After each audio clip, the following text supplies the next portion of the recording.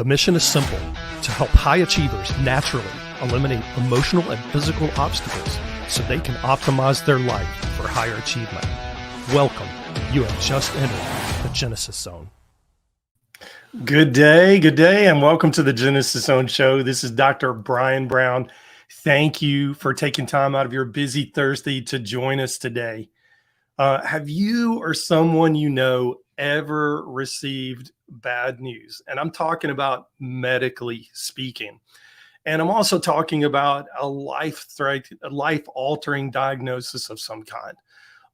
Well, if you've lived any length of time on this planet, then at some point you've likely experienced this, whether directly yourself or indirectly through someone that you really care about.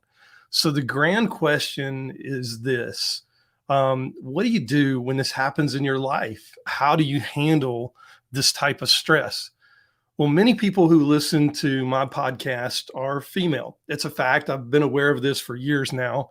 I suspect it's because women are significantly more in tune with their bodies than men are, and women are more prone to seeking preventive health care than men are. So for the sake of the show, not that I don't want to speak to men, but I'm primarily gearing today's show towards speaking directly to women. Did you know that if you're a female, you're 3 times more likely than a man to be diagnosed with rheumatoid arthritis? You're 3 times more likely to have a diagnosis of MS. You're 9 times more likely to have a diagnosis of lupus, and 10 times more likely to have a diagnosis of Hashimoto's thyroiditis, or that's an autoimmune thyroid condition. Cancer risk also seems to be more prevalent among women in certain cancers. And if you're a female, of course, you're 100 times more likely than a man to be diagnosed with breast cancer. You're 3 times more likely to have a diagnosis of thyroid cancer, and 1.2 times more likely to have a diagnosis of colon cancer. And as if that wasn't enough, over age 65, women are more prone than men to have severe coronary artery disease, heart failure, and a condition called Takotsubo cardiomyopathy. Now, it's a Japanese term named after the doctor that discovered it, but it simply means a quote unquote broken heart syndrome. Yep, you heard me right. You can literally have a broken heart that causes a grief-related congestive heart failure. And I got to be honest with you, the fatality rate on that is extremely high. So if you develop this broken heart syndrome, you're very likely to really struggle and probably not bounce back from that. If you've ever heard of a couple that has been married for 50, 60 years, one person in the couple dies, and then within 1 or 2 weeks, the other person dies, chances are it was Takotsubo cardiomyopathy, a broken heart syndrome. Happens all the time, and we don't give it enough credit here in the United States. In Europe and in Asia, it's recognized more than it is here. The reasons for the higher prevalence of cardiac conditions, autoimmune conditions, and cancer among women really aren't fully understood. But nevertheless, it's a phenomenon that puts women more likely to receive bad news medically than men. And whereas we may not necessarily understand why these conditions occur, I have some ideas. If you've heard me say it once here on the show, I've said it 1,000 times. All disease is an inflammatory process, and inflammatory processes are synonymous with a breakdown in immune function. So if you have ever received a bad diagnosis or want to preemptively put a plan in place, just in case it ever happens, I'd like to share an inspiring story with you and then wrap up with a few tips directly from this person. In the past year, I had the distinct pleasure of meeting one of the most inspiring people I've ever met in my entire life. And that's saying a lot because I love people and I meet a lot of people, talk to a lot of people, and just been exposed to a lot of inspiring souls through my years on this planet. Anyway, this person and I have become dear friends in a very short period of time. I won't tell you her name so that I can honor her privacy, but I am dedicating today's show to her inspiring life. She's 74 years young, And at age 60, she was diagnosed with stage 4 breast cancer. Other than having a radical mastectomy on the left side, she opted not to do chemotherapy and radiation, which didn't make her oncology surgeon very happy at all. Nevertheless, she stayed true to who she was and she stayed the course, never wavering and knowing in her heart that she was going to be completely healed from this cancer, regardless of the chemotherapy and radiation. She's remained cancer free for 14 years. Now, you may be saying, well, Dr. B, she had surgery and that was enough. That just did the trick.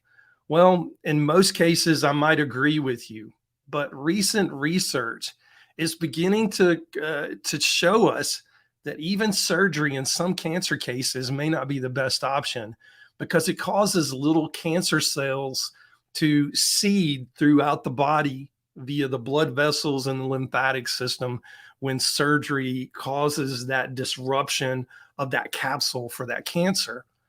I mean, how many times have you heard of someone having cancer, receiving surgery to remove the cancer, and the cancer was isolated in a certain area, and then all of a sudden after the surgery the cancer spread everywhere? It's because of this seeding process. This is new, relatively new knowledge in the medical field that is, hear me when I say this, very slow to catch on, but it's being talked about in cancer research circles. Just the unfortunate thing is it may take decades to get any traction in real life applications in clinical settings.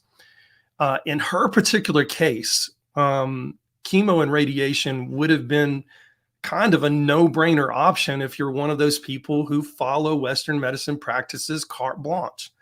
Now, she would tell you that she used to be one of those people, but something clicked in her with the cancer. And she said, no more. I'm not going to do it. I'll do the surgery. I won't do the chemo and radiation because I believe I can bring about healing in myself. So she was certainly not one of those people that wanted to follow that Western medicine mindset. She began to listen to her own intuition, and over time came up with a regimen that looks something like this. The first thing she did, she radically changed her diet to include only fruits and vegetables, no meat, no dairy, no bread, and certainly no processed foods. Now, we've laughed about this, and she will jokingly tell you that 14 years removed from her cancer diagnosis and that surgery, she calls herself a chegan, or in other words, a cheating vegan. And she'll now allow herself the occasional egg and bread and cheese in her diet. Now, not all vegans keep bread out of her diet, but she wanted to keep grains out of her diet for a reason, because they tend to be pro-inflammatory, and she knew that. So she allows herself to have some bread and some eggs and some cheese now. So she calls herself a chegan. But that's only the tip of the iceberg. She added acupuncture and therapeutic massage to her self-care routine very early on, and has continued to do that even to this day. She added IV infusions at very high doses of antioxidants early in the first few years. And she'll tell you the most important thing was that she began working on her mind and her spirit. Um, and and this is where I'd like to focus today's show, on what she has to teach us about taking care of your mind and your spirit when you receive bad news. Because I think her life story has something very valuable for us to learn here. Before I tell you what she did to get her mindset right and minister to her own spirit, let me share some recent research. And those who've been hanging around for some time following the show know that I have mentioned the growing evidence that suggests meditation and mindfulness practices may have a positive impact on reducing inflammation in the body, even at the genetic level. And there are plenty of research studies that are starting to come out showing that. Inflammation is a complex biological process that plays a role in various health conditions, including chronic diseases such as cardiovascular disease, autoimmune disorders, and cancer that we've talked about at the top of the show. Meditation and mindfulness involves a mind-body connection that is shown to positively influence physiological processes. By promoting relaxation and calmness, Meditation may help regulate the body's stress response, and as such, help reduce the symptoms associated with certain diseases, or I think we're going to find out in the near future, maybe even reverse those diseases over time. And certainly in my inspiring story today, it reversed her disease over time. Several studies have examined the effects of meditation on markers, measurable markers of inflammation and immune function, such as measurably being able to lower the levels of C reactive protein and other pro inflammatory cytokines, and also measurable improvements in immune markers as well.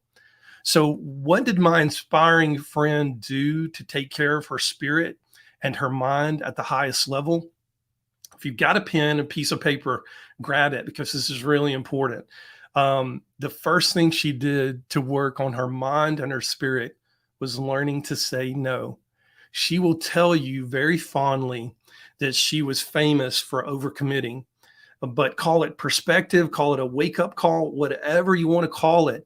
She learned quickly when she was diagnosed with cancer that she needed to learn to say no and limit her commitments. So she learned to say no very quickly. She'll also tell you that time became a non-issue for her. She hates keeping a calendar. She hates having to be held to a schedule. And she learned to live in the present moment and enjoy the present moment that she had right in front of her. Because she said, I can't live in the past. And I certainly can't live in the future because if I think too much about the future, I get anxious and panicky. So I have to learn to live in the present moment and learn to stop and smell the proverbial and literal wildflowers on her path. You see, she lives in the mountains on a secluded 47-acre farm with a Clearwater Creek on one side and a river on the other. And she'll tell you that she walks her property several times per day and enjoys the mountain wildflowers, all of the deer and turkey and geese. And I mean, they have tons of wildlife on this property. And she'll even tell you that she'll frequently lie down in the middle of that ice cold mountain creek and just let the water wash over her. I mean, all of that sounds therapeutic on its own, but again, she'll tell you that her best healing occurred when she returned to her first love. You see, she had always had a love for horses, but through the years, in the busyness of life and raising a family and running a family business, she loosened her hold on her first love. It wasn't until she received the cancer diagnosis that she got back in the saddle for the first time in years. Literally got back in the saddle. Since that time, she's taken weeks long treks over many mountain ranges here in the continental North America, including the Teton Mountains. And recently, she booked a trip to Lisbon, Spain to learn dressage horseback riding technique from the very best teachers on the planet. I mean, think about that. 74 years young, and she's still keeping top of mind self-care and taking care of herself and setting limits on her time, living in the present moment. And oh my gosh, I've always had it on my bucket list that I wanted to learn dressage horseback riding from the experts in Lisbon, Spain. And at 74, she's doing it. She also runs a horse rescue on her farm and gives credit to the healing power of returning to her first love of horses as being the turning factor for complete and total healing in her life. Though her practices may not sound like images of the images of mindfulness and meditation practices you may have conjured in your mind when I was talking about it earlier, they certainly are mindful and meditative all on their own. So when or if you ever get faced with crushing news medically, I want you to ask yourself, what is my first love that I need to return to? Because often that is the most meditative and mindful practice that you can do. For some people, it may be gardening. For some people, it may be taking long hikes in nature. Whatever the case may be, do your thing. Find the thing that recharges your battery, that pours resources back into you. And often that will be the very thing that brings about healing in your life. It will certainly decrease your anxiety. I can guarantee you that. That's all I've got for today. I don't even really have a call to action. If you have any questions, want to reach out to me about any of the content in today's show, just have a comment, leave comments below in the feed below, whether you're on YouTube or where you're on Facebook, where it doesn't matter, Instagram, it doesn't matter. Leave me a comment. And if you want to privately message me, you can reach me at Dr. Brian G. Brown on Facebook, Instagram, LinkedIn. I'll be glad to answer any questions you got. Most informed, most trusted, and most grateful you spent this time with us today. Until next time, stay in the zone. I'm Dr. Brian Brown.